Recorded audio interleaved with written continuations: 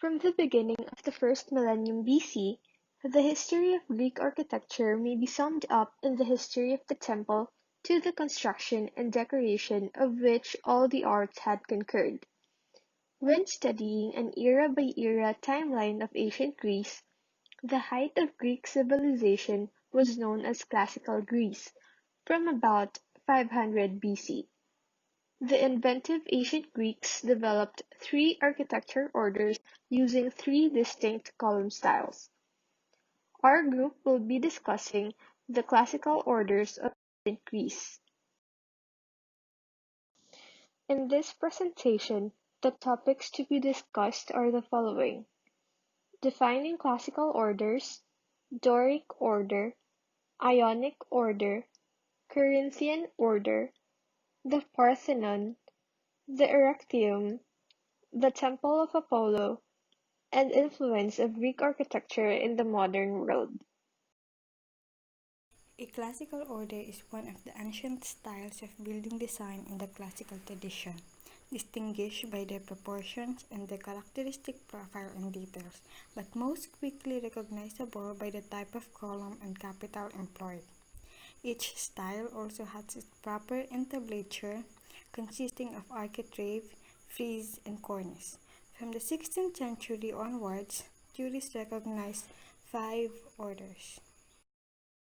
Range in the engraving from the stockiest and the most primitive to the richest and most slender. They are Tuscan, Doric, Ionic, Corinthian, and Composite.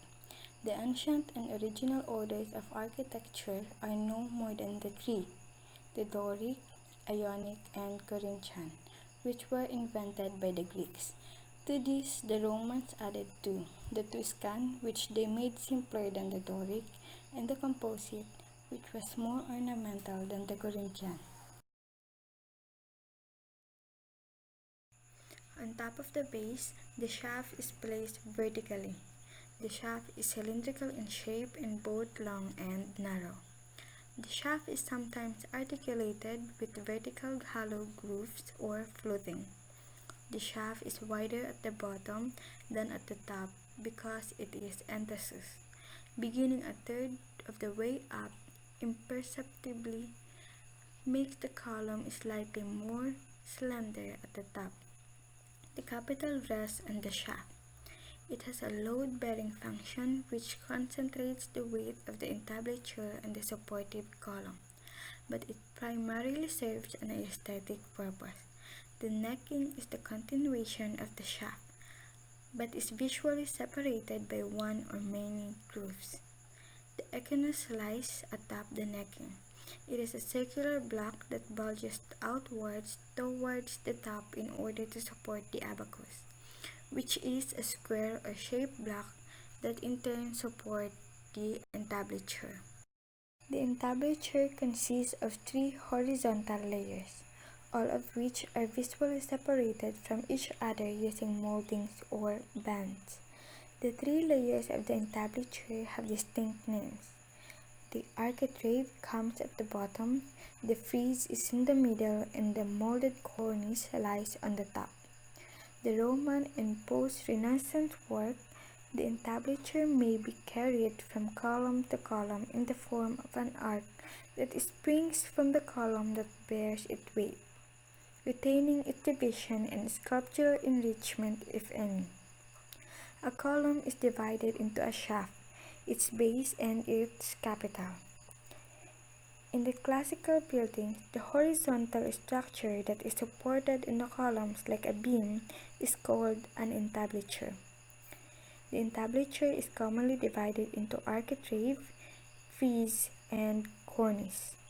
To distinguish between the different classical orders, the capital is used, having the most distinct characteristics. A complete column in entablature consists of a number of distinct parts. The stylobate is the flat pavement on which the columns are placed. Standing upon the stylobate is the plinth, a square block, sometimes circular, which forms the lowest part of the base. The remainder of the base may be given one or many moldings with profiles. Common examples are the convex torus and the concave scotia, separated by fillet or bands. The height of a column is measured in terms of a ratio between the diameter of the shaft and its base compared to the height of the column. The Doric order is the earliest of the three classical orders of architecture and represents an important moment in Mediterranean architecture when monumental construction made the transition from impermanent materials like wood to permanent materials, namely stone. The Doric order emerged on the Greek mainland during the course of the late 7th century BCE and remained the predominant order for Greek temple construction through the early 5th century BCE, although notable buildings built later in the classical period, especially the canonical Parthenon in Athens, still employed it. By 575 BCE, the order may be properly identified, with some of the earliest surviving elements being the metope plaques from the temple of Apollo at Thermon. Other early but fragmentary examples include the sanctuary of Hera at Argos, votive capitals from the island of Aegina, as well as early Doric capitals that were a part of the temple of Athena Pronoea at Delphi in central Greece. The Doric order finds perhaps its fullest expression in the Parthenon, circa 447 to 432 BCE, at Athens designed by Ictinos and Callicrates. The order encompasses the entire building system, columns, and entablature, while individual columns have characteristics belonging to one of the orders. In ancient Greece, Doric columns were stouter than those of the Ionic or Corinthian orders. Their smooth, round capitals are simple and plain compared to the other two Greek orders. A square abacus connects the capital to the entablature. In Greece, the Doric column was placed directly on the pavement or floor without a benefit of a base. When the Romans adopted Doric columns for their buildings, changes were made.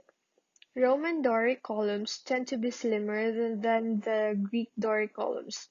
At their base, Roman Doric columns are usually adorned with the Attic base, composed of an upper or lower torus separated by a scotia with fillets.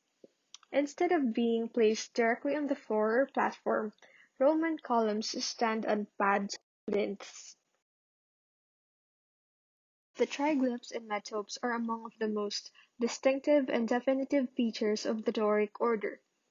Triglyphs appear centered above every column, a stylized representation of the ends of wooden beams as used in post and beam construction. In addition, one or two triglyphs appear between the columns. Metopes, the space between the triglyphs, are ideally square in shape, and they may be plain or decorated with relief forms. Below each triglyph are corresponding gutta that appear like pegs used to lock or stabilize the beams. Strict rules for positioning of elements in the entablature led to the design problem when the Greeks' material changed from wood to stone blocks. In wooden temples, the triglyphs were literally the ends of wooden beams, and they were spaced evenly and centered when they were directly above a column. When construction materials for temples changed from wood to stone block, the stone architrave needed full support all the way to the ends. A controversy arose regarding the proper placement of the triglyph and the formation of the corner. The design issues and ensuing debate became known as the Doric conflict. In some cases, the triglyph was placed at the corner. This changed the proportions of the metopes closest to the corner, and they were no longer square. In addition, the triglyph was not perfectly centered over the column. In other cases, builders used a broader glyph that extended to the corner, but this also disturbed the harmony of the entablature. The Roman solution to the Doric conflict was to leave a blank space between the triglyph and the corner, as shown in the example to the right. The first example of the Doric order is the Parthenon, built in 447 to 432 BCE in Athens. This was dedicated to the goddess Athena Pallas, or Parthenos, meaning virgin. The temple's main function was to shelter the monumental statue of Athena that was made by Phidias out of gold and ivory. Next is the Temple of Hephaestus. This was built almost entirely of marble during the years 449 to 415 BCE to honor Hephaestus, the patron of metal workers, and Athena Ergon, patroness of potters and crafts in general, around the same time as the Parthenon. Last is the Temple of Delians, an unfinished temple located on the island of Delos. A key difference for this structure is that its columns are not fluted and sit directly on the floor without the benefit of a base. The Ionic order came from eastern Greece, where its origins are entwined with the similar but little-known Aeolic order. It is primarily identified by its capital, with its rolled-up, cushion-like form on either side creating the distinctive volutes. The Greek Ionic order is composed of the following: 1. Entablature, which has three major parts, including cornice, frieze, and architrave. The cornice sometimes includes modillions, dentils, anthemion, and egendart. The frieze sometimes has a sculpted relief in the area where Doric is articulated with triglyphs. The modillion is an ornamental bracket or console, usually in the form of a scroll with acanthus leaves supporting the cornice, which has an ornate corbel underneath it. A dentil, from the word dentis, meaning teeth, is a small rectangular block used in a series forming a molding. Agandart, which can include agand arrow, agand anchor, and agand tongue, is a decorative molding consisting of a series of bas-relief, egg-shaped figures alternating with dart-shaped, anchor-shaped, or tongue-shaped figures. Some historians contend this ornamental device is supposed to represent the duality of life, which is the egg, and death, which is the arrow. Next on the list is the Ionic column, which is the slenderest and most ornate of the three classical Greek columns. The Ionic capital, on the other hand, is one of the Ionic order's major features, which has distinct pairs of scrolling volutes. The capital is usually enriched with egendart. Just so you know, the baluster is the roll forming the side of an Ionic capital. This is also known as a pulvinus. Lastly, the Ionic shaft has 24 slender flutes. The base of the column, torus, displays a concave molding called the scotia. This type of base was not present in the Greek Doric architecture, but are present throughout the Ionic and Corinthian columns. Western architecture is filled with examples of Ionic columns. This column style can be found in some of the most prestigious and historic buildings in the world, such as the following examples. One is the Heraion of Samos.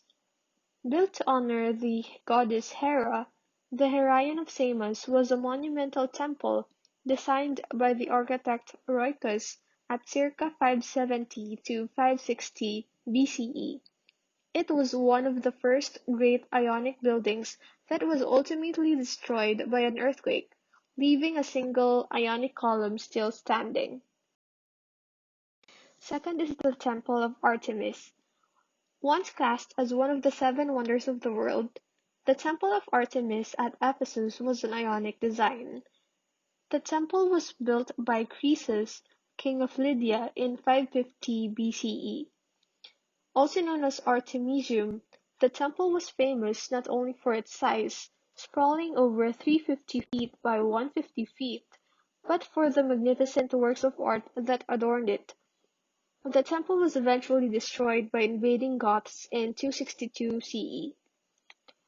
This model of the Temple of Artemis at Miniaturk Park, Istanbul, Turkey, attempts to recreate the probable appearance of the Third Temple. Lastly is the Jefferson Memorial Building, which is a circular, open-air structure featuring a shallow dome supported by a circular colonnade composed of 26 Ionic columns. An additional 12 columns support the north portico, and 4 columns stand in each of the memorial's 4 openings. The memorial is constructed of white Imperial Danby marble from Vermont, and it rests upon a series of granite and marble-stepped terraces. A flight of granite and marble stairs and platforms, flanked by granite buttresses, lead up from the tidal basin.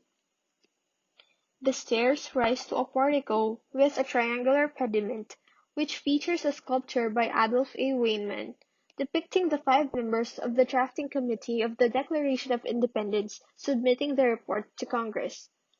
A dentiled cornice with an egg and dart molding surrounds the pediment, below which is a plain frieze.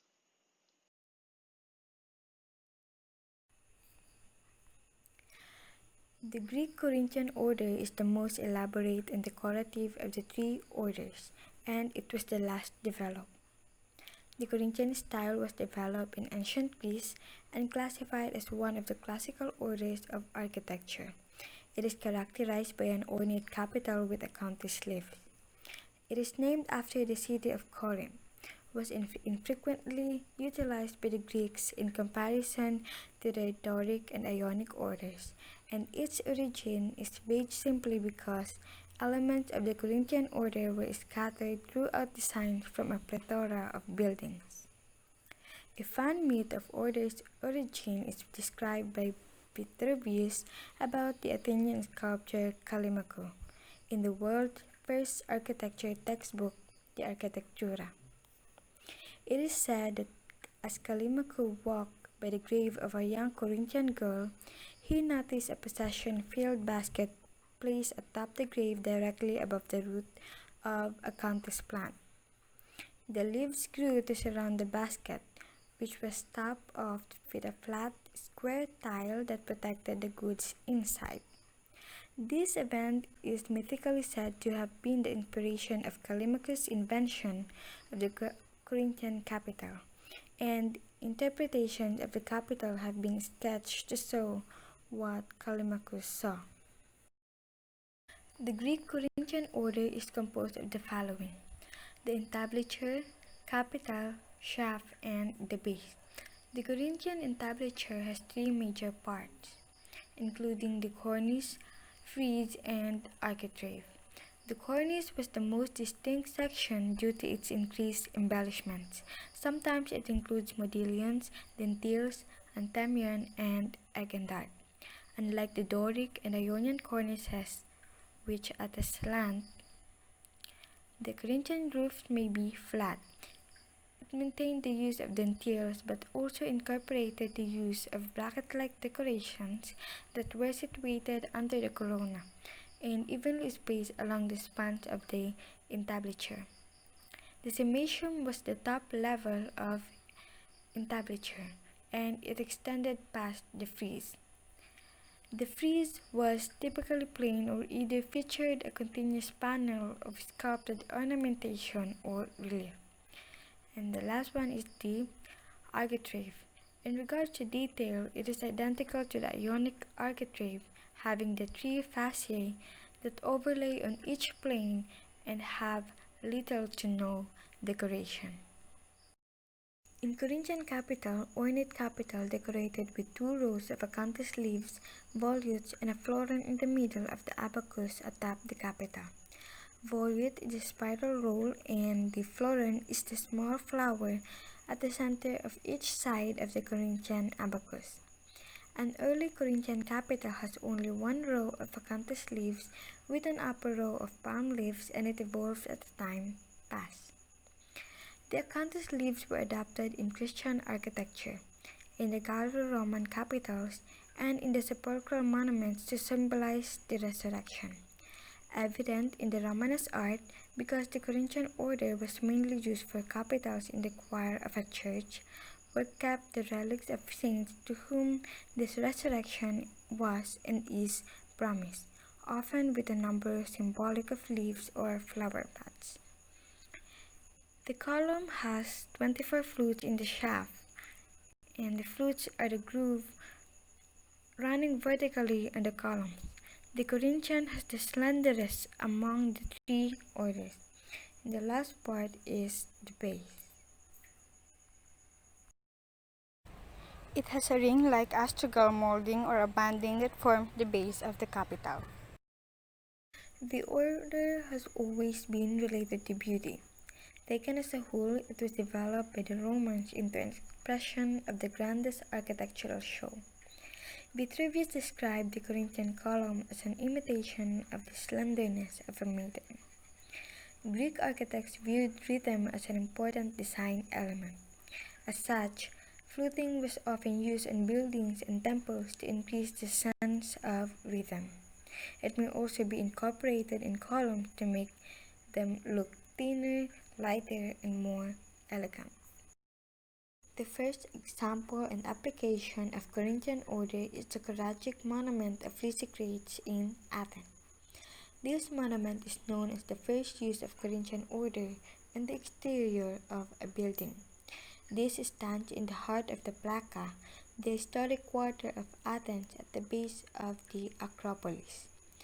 Built in 334 BC, the compact structure is only 33 feet high but displays the most elaborate version of the Greek Corinthian order surviving from the ancient time. It was constructed to commemorate the winning prize of Lysicrates in the dithyramb contest of the city Dionysia. The next one is the Temple of Olympian Zeus. It was the largest temple in Greece and the most magnificent monument in Athens, other than the Acropolis complex of sites. It is dedicated to Zeus, the first among the gods of the ancient Greeks. The Olympian Corinthian capitals was mostly the work of the Roman architect Decimus Cassius. The construction began about 520 BC by the tyrant Pisistratus and his son, and was finished after more than 6 centuries by the Roman Emperor Hadrian in 132 AD. Originally, there were 104 Corinthian columns, arranged in 2 rows of 20 each on the long sides and triple rows of 8 on the shorter ends. 21 columns still were standing in the 15th century. Another column was toppled by a violent earthquake in 1852. Its scattered drums still to be seen stuck on the ground. Now only 15 columns of the original peristyle remain standing. The last example is the Temple of Apollo Epicurus. The column temple of Apollo Epicurus rises majestically within the sanctuary of Bacchae in the mountains of Arcadia.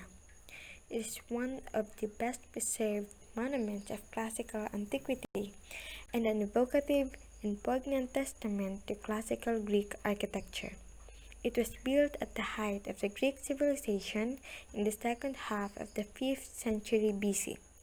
The temple was dedicated to Apollo Epicurus by the Phrygians, who believed the god of sun and healing had protected them from the plague and invasion. The temple is one of the earliest post-Parthenonian edifices and the earliest monument in which all the 3 ancient Greek architectural orders, Doric, Ionic, and Corinthian, are found together. It also included the earliest surviving Corinthian column capital. The capital of the central column of the Temple of Bacchae is the most ancient conserved Corinthian capital, and as such the temple may be considered a model for all Corinthian monuments of Greek, Roman, and subsequent civilization. The Parthenon. History.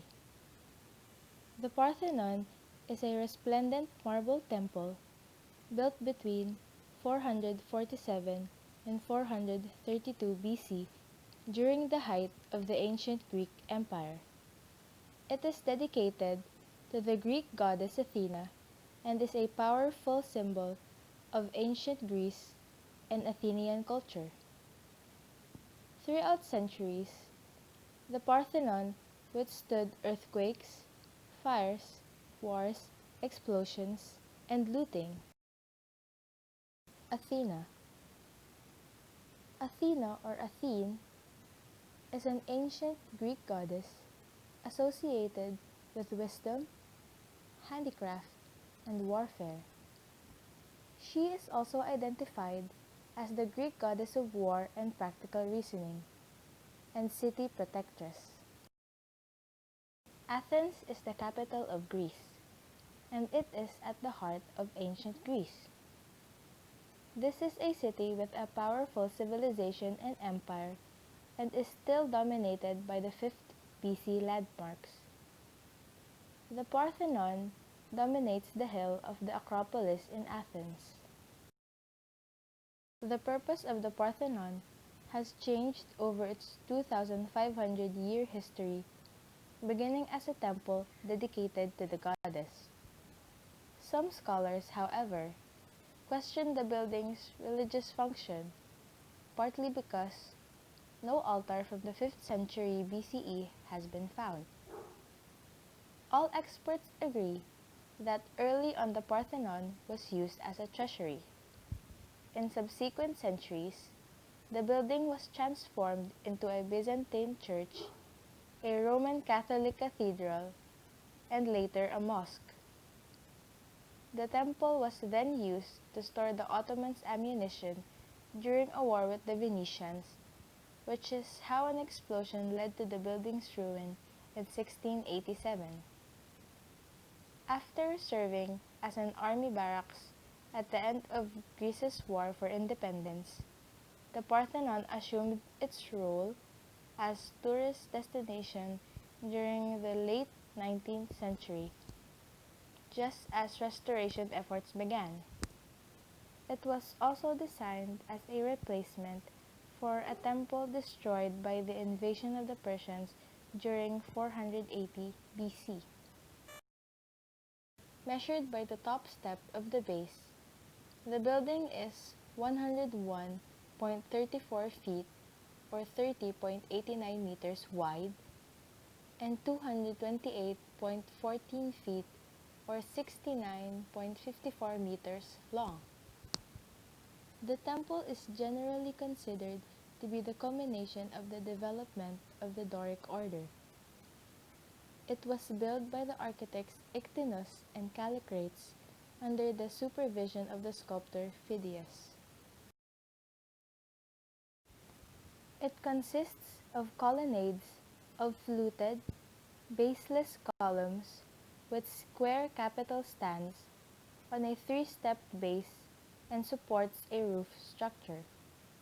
The colonnade, consisting of 8 columns on the east and west and 17 on the north and south, encloses a walled interior rectangular chamber or cella, originally divided into 3 aisles by 2 smaller Doric colonnades, closed at the west end just behind the great cult statue. At the Parthenon, the columns are 34.3 feet high. At their base, the diameter of each column is 6.3 feet. Like all Doric columns, those at the Parthenon taper slightly towards the top. There are 46 outer columns and 19 inner columns. These columns are slightly tapered to give the temple a symmetrical appearance. The corner columns are larger in diameter than the other columns. Incredibly, the Parthenon contains no straight lines and no straight angles, a true feat of Greek architecture. The pediments and metopes illustrate episodes from Greek myth, while the phrase represents the people of Athens in a religious procession. Inside the building stood a colossal image of Athena Parthenos, constructed of gold and ivory by Phidias and probably dedicated in 438 BC. The only light came through the east doorway, except for some that might have filtered through the marble tiles in the roof and ceiling. Behind the cella, but not originally connected with it, is a smaller square chamber entered from the west. The east and west ends of the interior of the building are each faced by a portico of 6 columns. The Erechtheum. The Erechtheion is an ancient Greek temple constructed on the Acropolis of Athens between 421 and 406 BCE or before the Common Era. In the Golden Age of the city, in order to house the ancient wooden carved statue of Athena and generally glorify the great city at the height of its power and influence.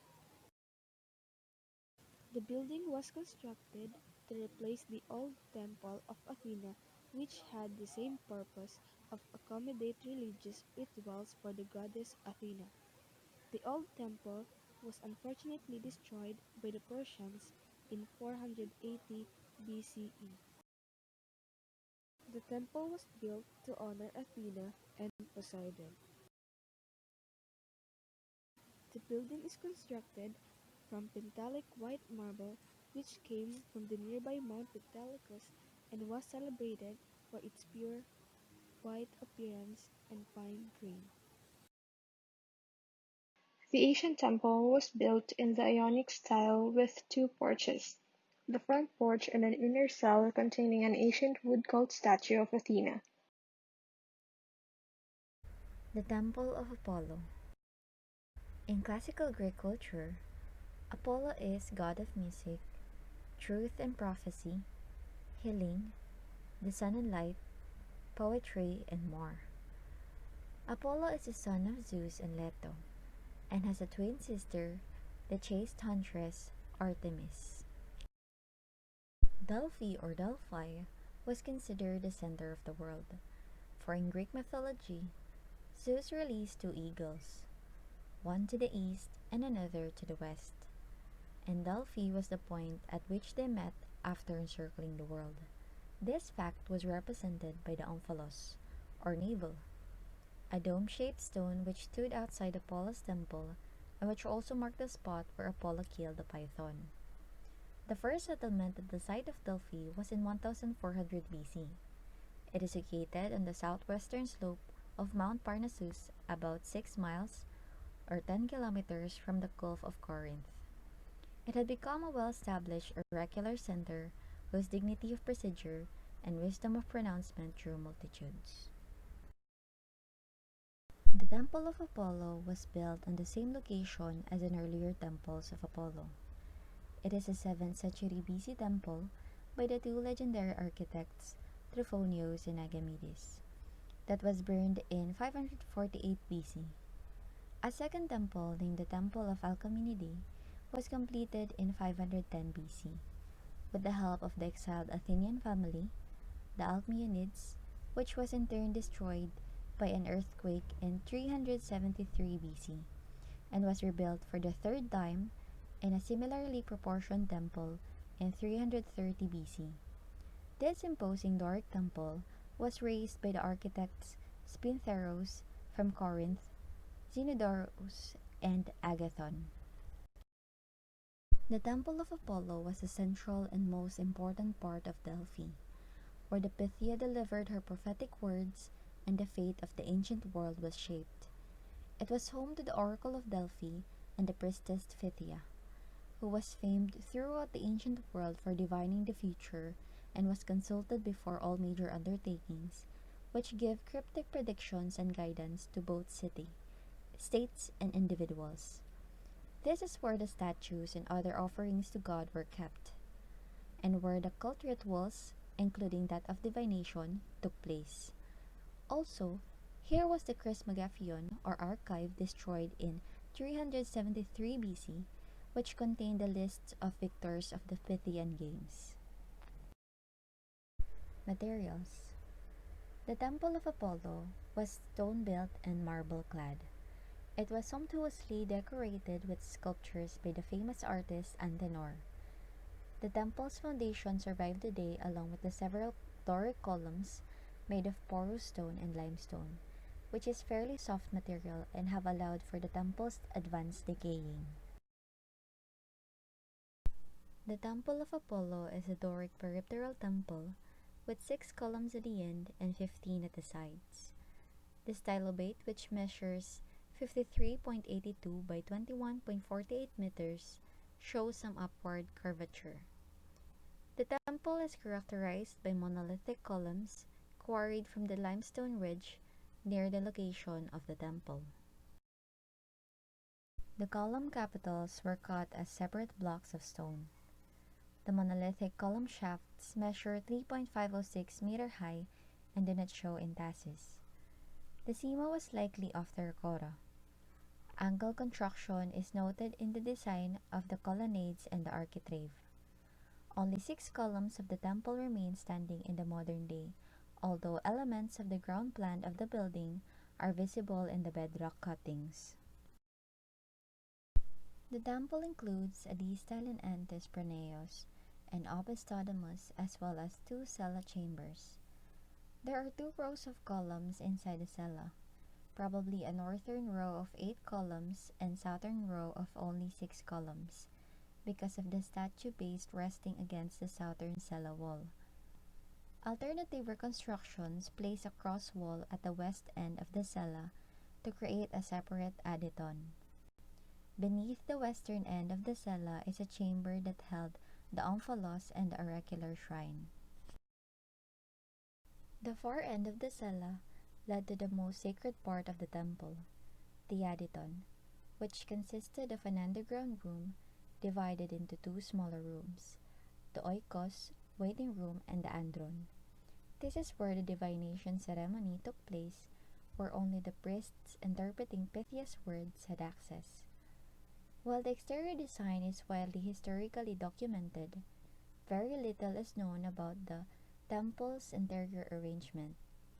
Ancient writers mention that the walls of the pronaos were inscribed with aphorism of the 7 sages, such as "Know thyself," "Everything in moderation," and the letter E. There was a bronze effigy of Homer and an altar of Poseidon, and in Aditon, a statue of Apollo and the Omphalos. Ancient Greece is often considered the cradle of the Western world. Its art, literature, political thought, and even its very language have influenced Western society for thousands of years, and continue to influence us today. Here are some of the influence of Greek architecture in the modern world. One very obvious area of influence is architecture. Just look at the downtown of nearly any major city in the US, or many of the great cities of Europe. Ancient Greek influence is lurking within the facades of buildings as varied as the Lincoln Memorial in Washington, D.C., the Supreme Court, and the Prado Museum in Madrid, Spain. And that concludes the classical orders of ancient Greece. Here are the references used.